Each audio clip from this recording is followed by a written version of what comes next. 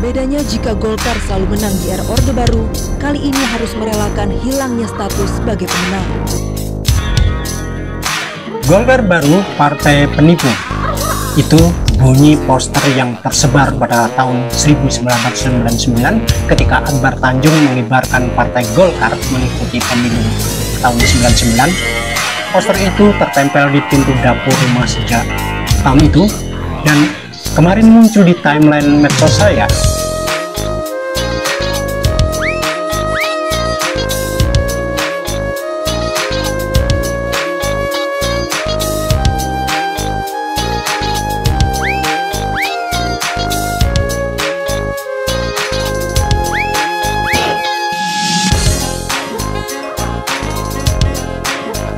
Saudara-saudara sebangsa dan setanah air, sedunia dan seakhirat, secapres maupun beda, jika beda jangan baper.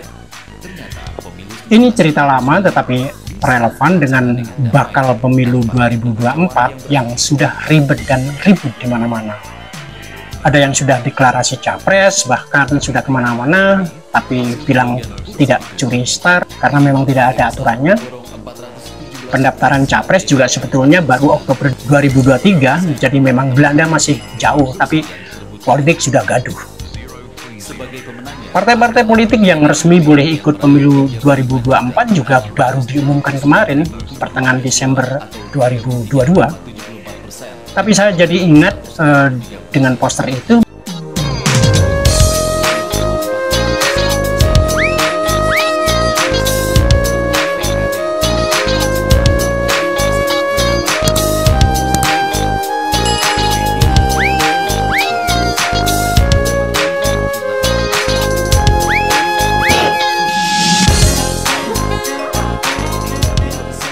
Bersama Mualim Suketi dan Hendro Suseno waktu itu, keduanya sudah almarhum, bertemu Wardah Hafidz yang pernah aktif di Urban Poor Consortium Jakarta dan Afrizal Malna, penyair arsitektur hujan yang saya suka itu. Pertemuan di Magelang menjelang pemilu 99 atau sekitar 23 tahun lalu. Tentu sebagian besar yang menonton video ini belum lahir. Mbak Wardah membawa poster itu dalam jumlah yang cukup banyak. Sebagian kemudian kami bawa ke Jogja. Ketika ketemu Muhammad Marzuki, kill DJ yang sangat beken itu, kami sodori poster-poster itu. Sekali melihat dia marah dan menyobeknya. Marzuki waktu itu masih imut, masih pelajar SMA, belum terkenal, tapi karya grafisnya oke. Dikiranya kami mau membujuknya menjadi orang Golkar. Padahal semangat kita pada waktu itu bubarkan Golkar. Sebagaimana desakan reformasi 98 seiring longsornya Soeharto karena merupakan mesin politik yang terlibat dalam kehancuran Indonesia. Akbar Tanjung selalu mengatakan bahwa Golkar baru adalah parpol baru, tak ada kaitan dengan Soeharto. Tapi partai ini dalam setiap ultahnya selalu merujuk 20 Oktober 1964 sebagai tanggal kelahiran, yakni saat Golkar dideklarasikan oleh para perwira Angkatan Darat yang mendukung Soeharto dalam mengimbangi kekuatan Soekarno dan PKI. Yang sedikit membedakan dalam era kepemimpinan Akbar Tanjung, posisi Dewan Pembina yang dulu selalu diduduki oleh Soeharto tidak ada lagi. Habibie waktu itu sebagai presiden menolak ditunjuk sebagai ketua Dewan Pembina.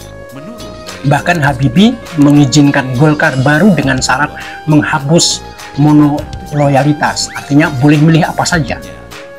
Monoloyalitas adalah cara Soeharto mengukuhkan kekuasaan dengan keluarga, ABRI termasuk kepolisian, PNS, pegawai negeri sipil yang tak boleh berpolitik, harus menjadi pendukung golongan karya.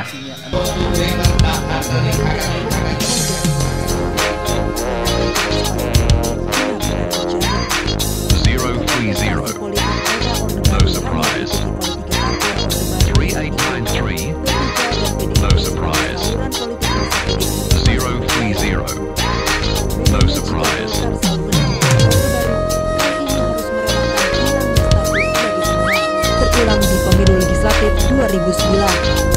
Golkar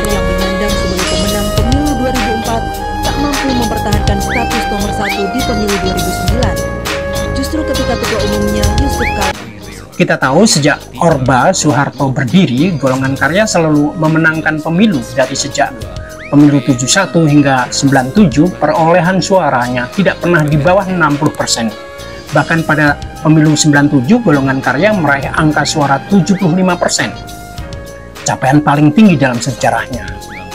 Namun, hanya 2 tahun kemudian pada pemilu 99 setelah Soeharto lengser, reformasi 98, sistem monoloyalitas dihapus, Golkar tanpa dukungan ABRI dan PNS rontok hanya mencapai 22%. PDIP sebagai partai baru tiba-tiba menyodok mendapat 34% suara. Kita tahu apa sebabnya, kemenangan Golkar karena selama ini semu belaka. Pemilu 99 relatif demokratis, diikuti multipartai.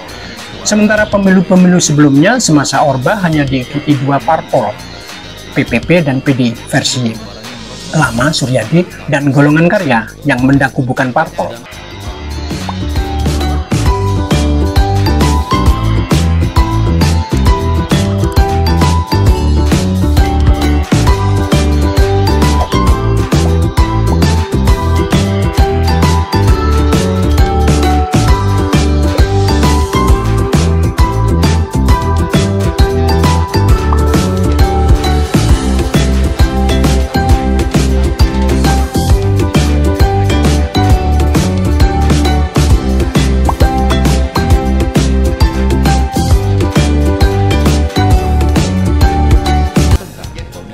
Merunut sejarahnya, sebetulnya gagasan fungsional itu tidak lepas dari pemikiran Soekarno, Supomo, dan Ki Hajar Dewantoro dari sejak 1930-1940 tentang konsep integralistik kolektivis.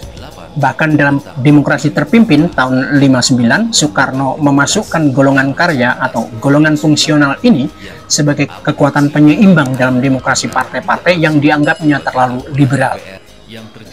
Namun para perwira angkatan darat waktu itu menyabot gagasan Soekarno untuk kemudian membentuk golongan karya sebagai mesin politik berbasis pada kinu-kinu atau ormas, organisasi masyarakat, bentukan militer yang konon untuk melawan PKI. Belakangan melawan Soekarno juga. Namun dalam perjalanannya kemudian, beberapa tahun kemudian setelah kekalahan Golkar itu, Akbar Tanjung digoyang. Dalam Munaslup di Bali, Golkar era Abu Rizal Bakri kembali menegaskan pada jati dirinya. Sebelum ketua umum terpilih, Golkar membangkitkan kembali lembaga Dewan Pembina dan sudah menetapkan Abu Rizal Bakri sebagai ketua Dewan Pembina. Priyo Budi Santoso waktu itu salah satu caketum bertekad kembali mengajak keluarga besar TNI juga PNS untuk berkarya bersama Golkar. Sementara Akbar Tanjung sebagai penyelamat Golkar sudah disingkirkan, bahkan tidak diundang dalam Munaslup itu.